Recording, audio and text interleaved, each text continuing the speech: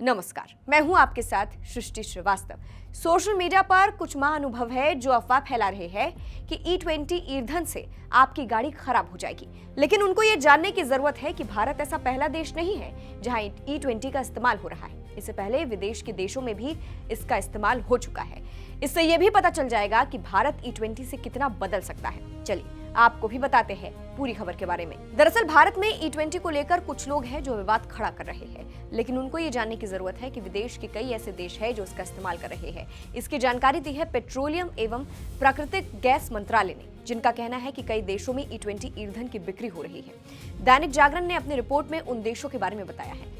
Brazil, आपको बता दें ब्राजील पहला देश है जो E20 मोटे तौर पर E18 से E27.5 के बीच अनिवार्य ब्लेंडिंग का इस्तेमाल कर रहा है। लेकिन ब्राजील के पेट्रोल पंपों पर फ्लेक्सी फ्यूल से चलने वाले वाहनों के लिए E20 से E100 तक के ईंधन उपलब्ध होते हैं। ब्राजील में E20 की बिक्री लंबे समय से हो रही है, क्योंकि ब्राजील काफी पहले से इथेनॉल अपना चुका है। तो ऐसे में वाहन निर्माताओं ने पिछले कुछ दशकों में इंजन को भी उसी के हिसाब से तैयार कर लिया है।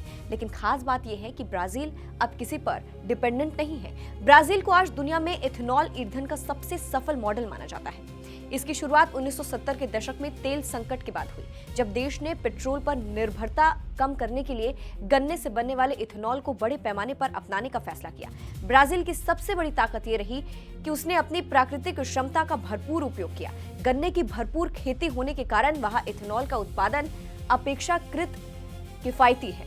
इससे देश का कच्चे तेल के आयात पर खर्च कम हुआ, किसानों की आय बढ़ी और ग्रामीण क्षेत्रों में रोजगार के नए अवसर पैदा हुए। इसके साथ ही इथेनॉल को पेट्रोल की तुलना में स्वच्छ ईंधन माना जाता है, जिससे कार्बन उत्सर्जन कम करने के प्रयासों को भी बल मिला। और अब अगर भारत में भी E20 आ गया तो आगे चलकर भारत भी किसी पर निर्भर नहीं रहेगा।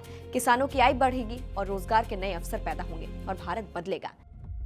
थाईलैंड, एशिया के छोटे से देश थाईलैंड ने भी एथेनॉल ईंधन को बढ़ावा देने में उल्लेखनीय सफलता हासिल की है।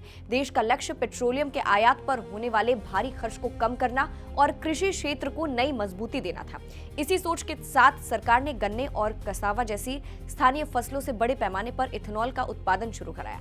इस पहल ने किसानों के लिए आय के नए स्रोत खोले और ग्रामीण अर्थव्यवस्था को गति दी। थाईलैंड के पेट्रोल पंपों पर हमेशा अलग अलग विकल्प जैसे E10, E20 और E85 एक साथ मौजूद रहे हैं। भारत की बात करें तो भारत में अप्रैल 2023 के बाद लॉन्च हुई अधिकांश नई गाड़ियों को E20 ईंधन के अनुरूप ही डिजाइन किया गया है। यानी इन वाहनों में E20 पेट्रोल के इस्तेमाल से किसी विशेष तकनीकी परेशानी की आशंका नहीं होगी। वाहन निर्माता कंपनियों ने इंजन और फ्यूल सिस्टम को इसी मिश्रित ईंधन को ध्यान में रखकर तैयार किया है। जहां तक पुरानी गाड़ियों की बात है, उनमें लंबे समय तक इस्तेमाल के बाद कुछ रबर, सील पाइप या प्लास्टिक के पुर्जों पर अतिरिक्त असर पड़ सकता है।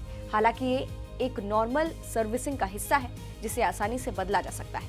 आप ये भी समझ लीजिए कि भारत में E20 ईंधन का सबसे बड़ा असर ऊर्जा सुरक्षा पर पड़ सकता है। अभी देश अपनी जरूरत का बड़ा हिस्सा कच्चा तेल विदेशों से आयात करता है, जिस पर हर साल भारी विदेशी मुद्रा खर्च होती है। ऐसे में E20 से आयातित तेल पर निर्भरता धीरे धीरे कम हो सकती है। इससे देश की ऊर्जा आपूर्ति अधिक मजबूत होगी और वैश्विक तेल कीमतों में उतार चढ़ाव का असर भी कुछ हद तक कम पड़ सकता है। फिलहाल आपको बता दें, इथेनॉल एक प्रकार का बायोफ्यूल है, जिसे गन्ना, मक्का, टूटे हुए चावल या अन्य कृषि उत्पादों से बनाया जाता है।